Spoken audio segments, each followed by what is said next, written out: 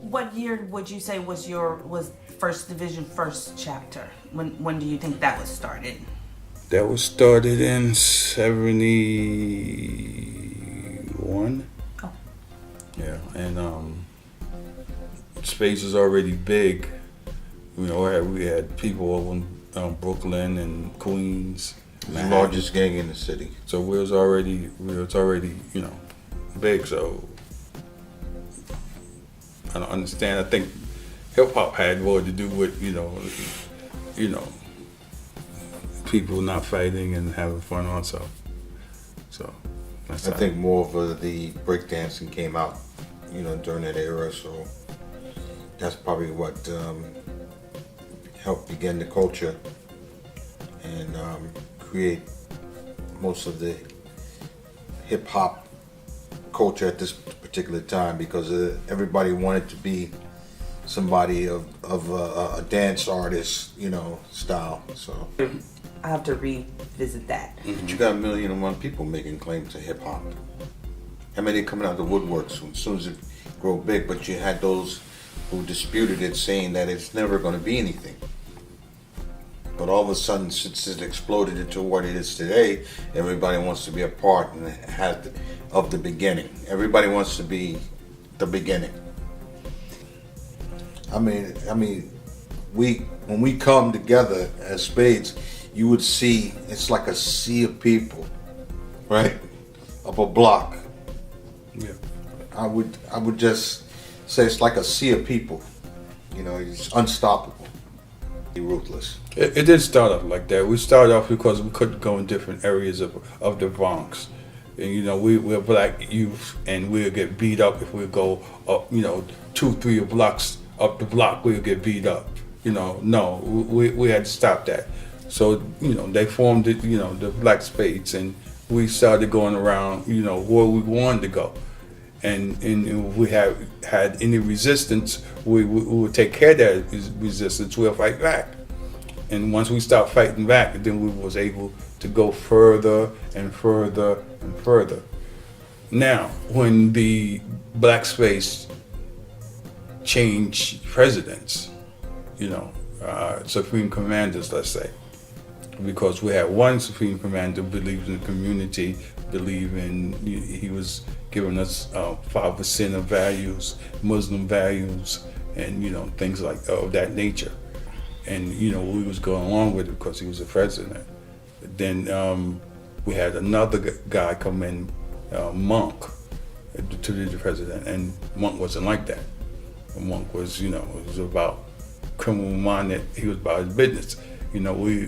So everybody had to, went wild.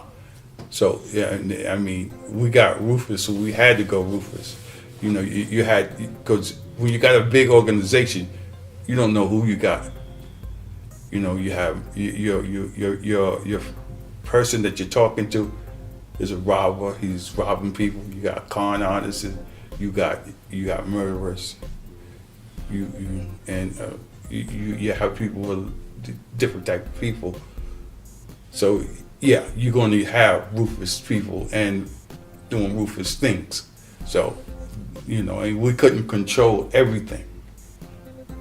I think I was the first Black Spade DJ, and then the other Black Spade, Mario, started coming along and listening to me and hanging out. Then started playing with me, and we started going from parks in areas to play, and and we went in other areas and played. And the reason we can do that because we were Black Spades, and nobody would dare come and destroy my equipment or anything in there.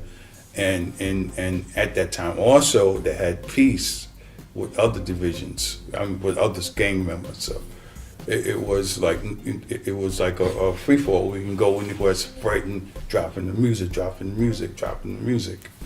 and that's that's how it gets. It's not that everybody that was black that were DJs. After a while, if you see me being a DJ, you see Mario being a DJ, then you're gonna say, "Oh, I can do that. I can do that." So other people start picking it up on it, and they buying equipment, especially after the blackout. I think they saw something they liked at that point. During that era, they saw, you know, some fame and some form of fortune. So that's probably why they picked up on it so quickly. And another way to make money, because right. I mean, at that time, I don't think they looked up to the ball players and the drug dealers, and that's the only thing you can do as a black person to really make money at that time. I mean, you know, and not too many of black people was, you know, finishing school and going to college and stuff like that. It was a lot of dropouts. So, and we started doing drugs and, you know, everything like that, you know. It made a difference, you know. So when they saw that, they was like, man, we can make money off of this. So every neighborhood started popping up with their own DJs. And that's how it happened. Everybody gave parties and everybody, and that's how it went. And they started giving parties after party after party. It was crazy back then. Hip hop existed because of the rebellion of the 70s, rules and regulations and the police, you know, messing around, beating up the young youth, and the disco people making, you know, the same music over and over again. Everything sounds the same.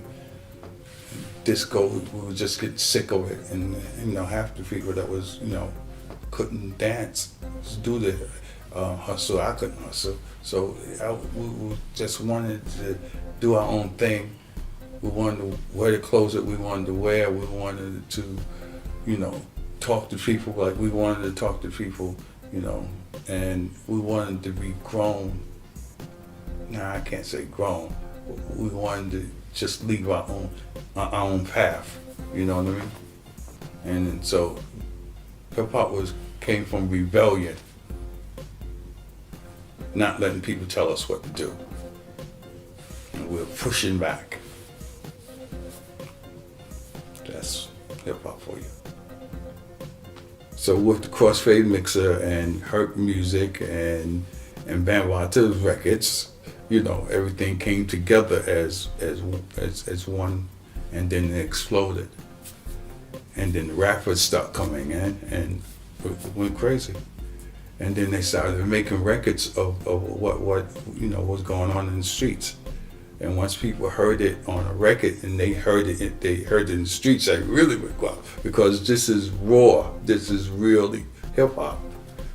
And the industry didn't even know what to do with it. They wasn't touching it, you know. Now they messed it up because the industry is into it now, and they making the music again, just like disco, duplicating the same sound over and over and over. When hip hop, the creativity in hip hop, that it can go either way, you know, it can go so many ways. Don't keep doing the same thing. Make it fresh and new. When Black Spades dance from the Bronx exploding, Universal Hip Hop Museum unfolding.